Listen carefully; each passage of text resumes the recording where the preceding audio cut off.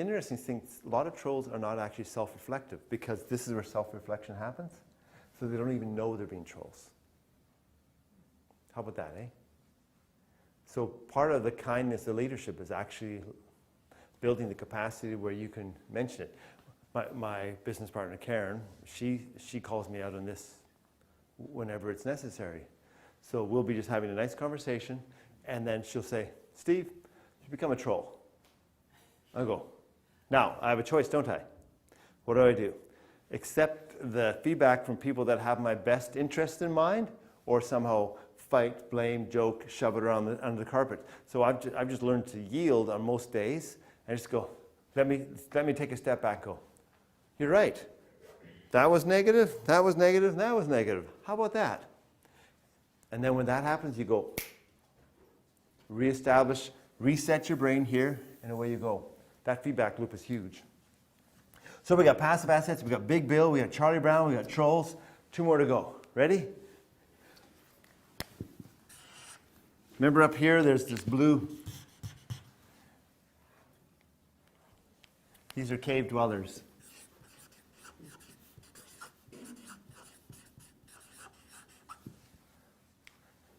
So just let's push this into an elementary school scenario. So the lunch bell rings, and all the kids go out into the field because it's a nice sunny day.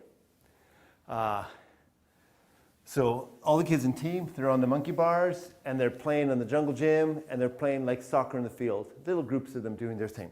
The passive assets are standing beside the monkey bars and the jungle gym, and standing on the edge of the field, and sort of, they're almost in, but they're not, but they're watching. Maybe their hands are behind their back like this, and they're like, oh, this is kind of interesting.